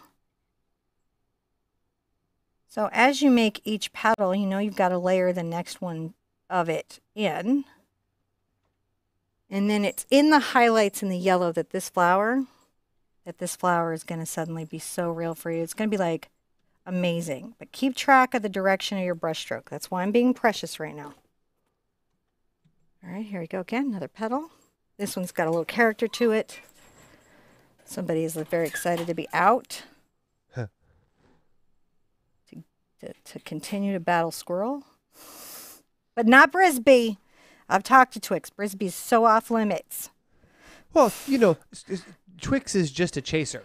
It's true. Twix is in no danger to of like anything but bugs. And the squirrels turn around and look at Twix like, "What you gonna do about it?" You know, we're just playing a game here of catch, of run around and fun. That Twix is not in it for anything other than tag. Well, Twix thinks she is until she gets up and goes, "Wow, squirrels are bigger than I thought." Yes. Squirrels are almost Twix size. Cats are bigger than Twix. Cats are bigger than Twix. What's Which sad she's is that somebody told all the cats in the neighborhood they know. So now I've got this sort of wonderful little shape that's starting to take place, right? It's kind of like a gray blob. Mm. While this gray blob is having its little drying moment, we're going to get some of our highlights. Now, my highlights can get into the gray color I have here. These are good for me if they do.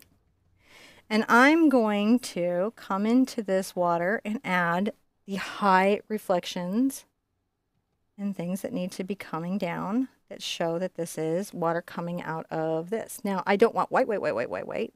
So this petal color ends up being the ideal watercolor. See how I'm doing? Yeah. So I'm letting the shadows that I have there become the deep reflections of water.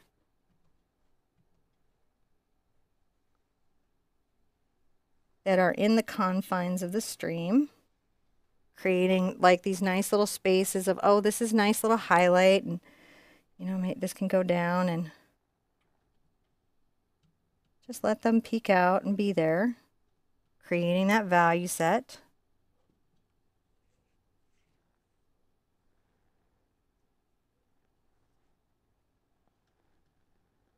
And then when I get to the bottom, I can take this water out. That. Look at how we do. How we do.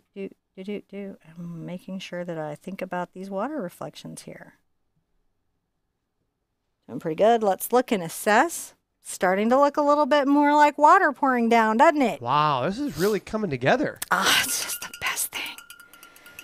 People look at stuff and they're like, "Are you crazy? Can you do that?" And I'm like, I can do this. I'm going to get a little more of my gray while it's still drying. Huh? We're almost done, huh? Yes. So we're going to keep adding. We have to add a beautiful area of the white flower reflecting down and pouring out. We have some highlights to do down the stream, highlights and yellow to do on the flowers, and maybe a little touch up of shadow to give it some form. All right. We have to decide in what order. I can always get my gray like that blue. Isn't this a powerful thing? This black and blue. I feel like it's such a powerful thing. It really is. But maybe I'm just getting. No, it's really great. Now, under this, I'm going to make a little reflection there. And we're going to start talking about this flower and the way that it is reflected in the water coming down. And we start with this gray value, don't we? We're going to come back and we're going to have some yellow in there. We are. Maybe right there. But for right now, let's just make sure that we're saying, hey, What I love about water reflections is it feels like the color of an object is pouring out of that object and running away into the water. No, it's a little bit esoteric, but I'm going to add some little highlights here that are like little bubble agitation. I'm going to see how I'm doing. So I want to check every once in a while because I don't back up. All right. Looking pretty good. Now, rinse, rinse, rinse, rinse, rinse, rinse, rinse, rinse, rinse, rinse. One thing that I can do right now is I can take a little of my cad orange and kind of tone back my cad yellow a smidge. Right? A smidge. I'm going to get some water on my brush, glaze, whatever you got to do. And I'm going to come here in the center of this petal. I'm going to just pull out. This is going to be my darkest of the yellow, going in the direction of the petal, as you do. Its little friend's got to have one too, though, doesn't it? Then here. And then, of course, here. And then here. At the center of the flower is the darkest point. So I'm going to get a little more cad orange on my brush. And just make sure that right here at the center, I'm talking about that it's just a little bit deeper. Just a little bit. I'm going to rinse out. I'm going to get a little of my just yellow. Almost done, guys. This is just pretty my awesome. yellow. And I'm going to just kind of blend these two together because it's so easy for me to come back. I don't want to take away on my white. This has got a kiss of these colors in here. You have to wipe off your brush to get that kissing. Get that, okay? You're just wanting to show that this flower has this coloration. You've still got your nice deep shadows. Let's see we're starting to have that. While you're at this, you can take the couple of colors that you've been mixing and make sure to add that to some of the reflections. Like there could be a little bit in the water stream. There can be a little bit here because that's where they would be. They go everywhere. They dance like fairies in the water. All right, that's pretty good. I think that's got a nice mix of the yellow and orange. Now, one of the things that people who paint flowers sometimes make a mistake is the way that they outline each petal, or it's not really a mistake. A way that can get you closer to painting the flower that you have in your head is to remember that each petal casts shadows, but they don't necessarily cast them in like a perfect way. Like there could be a heavier shadow here or a heavier highlight there, which is why I like to start with this gray. So that when I come back with my not perfectly white, but definitely whiter petal color, like I can say right here, this petal, this one here, has this little highlight. That's a foot right here. See how it's not everywhere? Yeah. And then next to it, but not all the way to the edge because it's the part of this flower that is more in the light. See how we're doing? Yeah. Okay, there we go. We're doing good, doing good. Now, these at the edge will be more in the shadow, so we don't want to take the light color to the edge. We want those to be in the shadow because it's hanging off. They love this flower reflection. DT says it just looks awesome. It's just joy, isn't it? I'm going to take a little reflection there. Now, this could maybe in this instance be all the way to the edge right here of that one.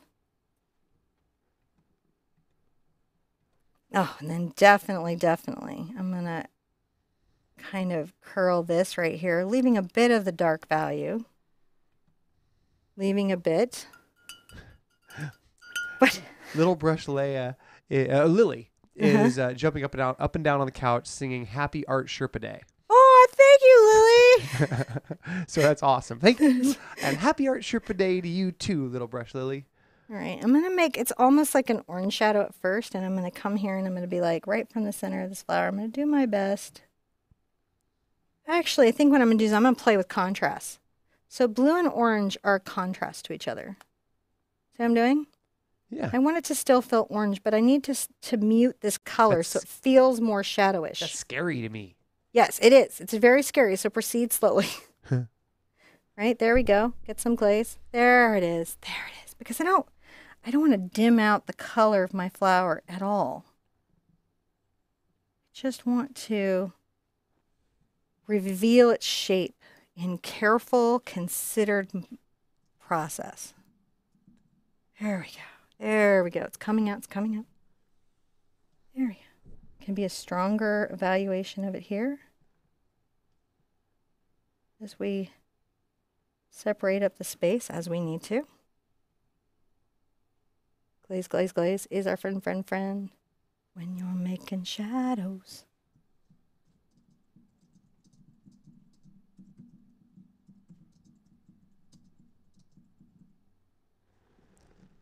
All right, looking pretty good. Starting to be a thing. We're starting to make some headway on our flat. Just starting, guys. It's looking really good. Now we're going to pull out a little of our yellow, yellow. Brighten that, but with the glaze. See how I glazed it? See how it's glazed?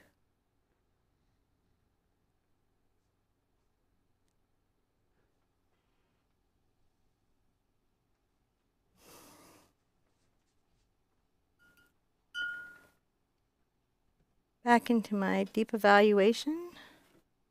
Sure that this just, I'm going to just be fussy for a second, guys. That's okay. Just, again, but I'm not losing my directionality, am I? Just enforcing my shape. And I can always come back with some highlights that I have to change that process. So like, this could have like this little yellow white highlight.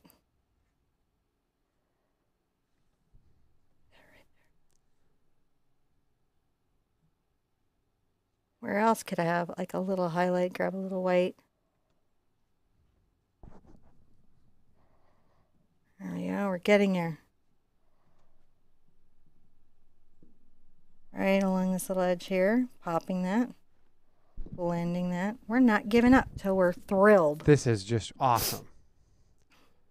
Not giving up till we're thrilled. I'm going to take this highlight right here and across here.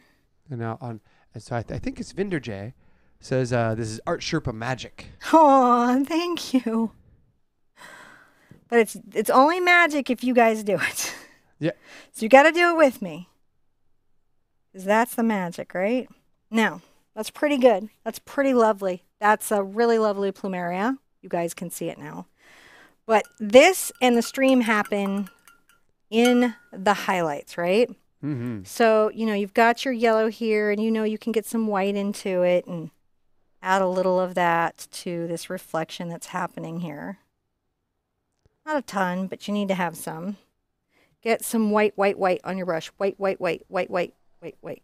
This is your pop. And now you're going to need to create some sparkles, like you had up here, down your water, because it would have them, doesn't it? Doesn't it have them coming down with its little shadows and